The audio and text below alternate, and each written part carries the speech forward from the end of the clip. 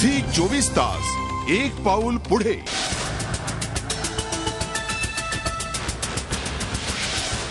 आता उत्तर महाराष्ट्राकडे वळूया। जळगाव मधल्या घरकुल घोटाळा प्रकरणी संशयित आरोपी असलेले परिवहन राज्यमंत्री गुलाबराव देवकर यांच्या जामीन अर्जास आव्हान देण्यात आलेले आहे। जळगाव मधल्या 3 नागरिकांकडून एका याचिकेद्वारे औरंगाबाद खंडपीठात आव्हान देण्यात आले। देवकर यांना 21 मे रोजी जळगाव मधल्या 29,59 लाखांच्या घरकुल घोटाळा प्रकरणी अटक झालेली होती। पोलिसांनी त्यांची 2 दिवसांची पोलीस कोठडी मागितल्यानंतर न्यायालयाने देवकर यांना आधी न्यायालयीन कोठडी सुनावली होती।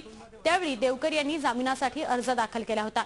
त्यावर देवकर यांची न्यायालयाने 50,000च्या जातमुचलक्यावर सुटका केली होती। देवकर यांची गुन्ह्यांची पार्श्वभूमी असताना त्यांना न्यायालयाने दिलेल्या जामिनावर प्रेमानंद बन्सी जाधव यांनी हरकत घेतली होती। कारण तत्पूर्वी मागील गुन्हेगारी पार्श्वभूमी लक्षात घेता 10 नगरसेवकांचा जामीन अर्ज न्यायालयाने फेटाळला होता। त्या आधारावर जाधव यांच्यासह नितीन चौधरी आणि छगन पाटील या त्रयस्थ अर्जदारांनी औरंगाबाद खंडपीठात देवकर यांच्या जामिनाला आव्हान दिलेले आहे। झी 24 तास एक पाऊल पुढे।